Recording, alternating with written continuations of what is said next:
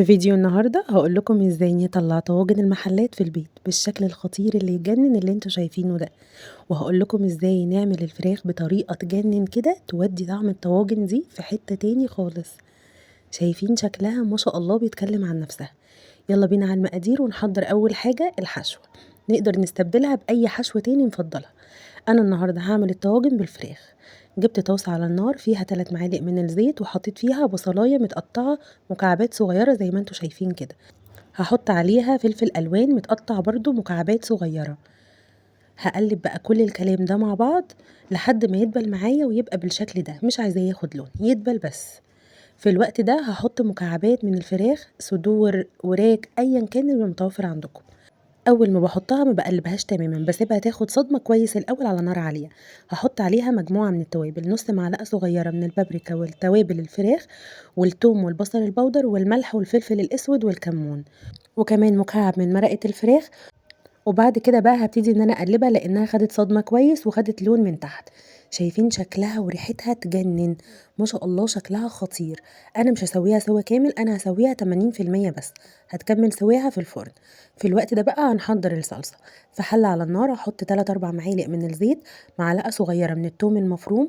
أول ما التوم يطلّع ريحته بس مش ياخد لون معايا، هاضيف عليه 3 معالق من الخل. ياخدوا غلوة واحدة بس مع بعض كده، وبعد كده هاضيف عليهم عصير الطماطم. تحطوا بقى الكمية اللي انتوا تفضلوها وعلى حسب الكمية اللي انتوا هتستخدموها. هاحط عليهم ملح وسكر وفلفل اسود وكمون وكزبرة، نص معلقة صغيرة من كل حاجة، وكمان واحدة من مرقة الدجاج ودي اختياري، بس بتخلي طعمها حلو قوي. هغطيهم بقى وهسيبها تتسبك زي ما انتوا شايفين، مش عايزاها تبقى تقيلة قوي، عايزاها تبقى سايلة زي ما انتوا شايفين كده. دي الأطباق اللي أنا استخدمتها، تقدروا تستخدموا الحجم الكبير ده أو اللي هي الشكل المدور الصغيرة دي براحتكم جدًا. أنا هاعمل طواجن عادية وطواجن بالموتزاريلا، فاللي هاعملها عادية حطيت الفراخ من تحت علشان هاقلبها. دي نوع المكرونة اللي أنا استخدمتها، بتكون رفيعة كده بتبقى طعمها أحلى وشكلها أحلى كمان في الطواجن. باحط فوق الفراخ المكرونة بس يعني مش باملى الطاجن على الآخر، باحط 3/4 بس وباسيب الربع اللي فوق فاضي علشان يكمل تسوية فيها. في الوقت ده هاحط مغرفتين 3 بس من الصلصة على وش المكرونة زي ما أنتم شايفين، وهابتدي إن أنا أحرّكها كده علشان الصلصة تغلّفها كلّها. 3، 4 معالق بس من المَيّة علشان تساعد المكرونة تستوي كويس.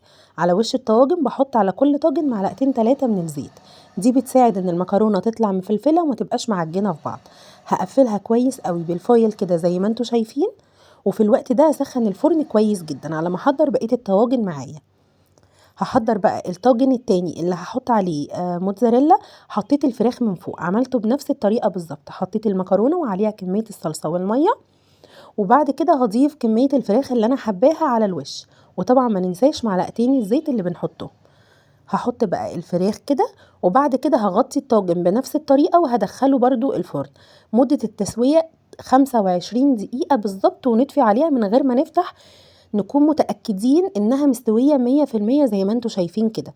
ده لإن الطواجن بتاعتي حجمها صغير، لو الطاجن كبير أو كانت صينية كبيرة بتقعد من 35 ل40 دقيقة بالضبط، وبتكون المكرونة مستوية ودايبة كمان.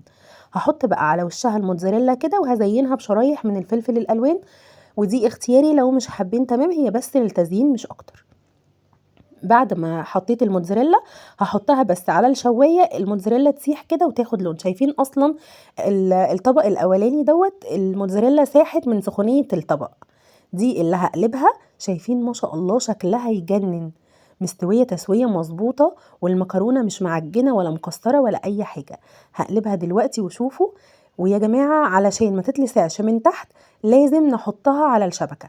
أنا علشان كنت عاملاهم على صينيتين كنت بابدّل ما بينهم ما بين الشبكة وما بين أرضية الفرن، فاتلسعت حاجة بسيطة أوي. فعلشان نتفادى الموضوع ده ما نحطهاش على صاجة الفرن تمامًا. وكمان ما ينفعش أحط الطاجن وأحط عليه الصلصة والمَيّة وكل حاجة وأسيبه، لأ، أول ما باحط عليه الصلصة والمَيّة لازم يدخل الفرن على طول بعدها.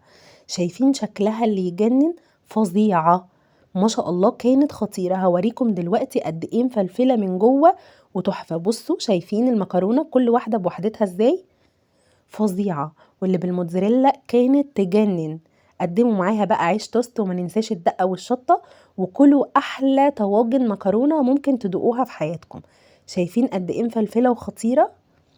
دي طبعا الدقة ما ننساش نقدمها جنب الطواجن الخطيرة دي، لانها ما تحلاش الا بالدقة. وبس كده اكون خلصت فيديو النهاردة معاكم. يا رب تكونوا استفدتوا منه وعجبكم الفيديو. ولو عجبكم الفيديو ما تنسوش تضغطوا لايك وتفعلوا جرس التنبيه علشان يوصلكم اشعارات بكل وصفاتي. وما تنسوش تقولوا لي رأيكم في الوصفة لو جربتوها وعجبتكم.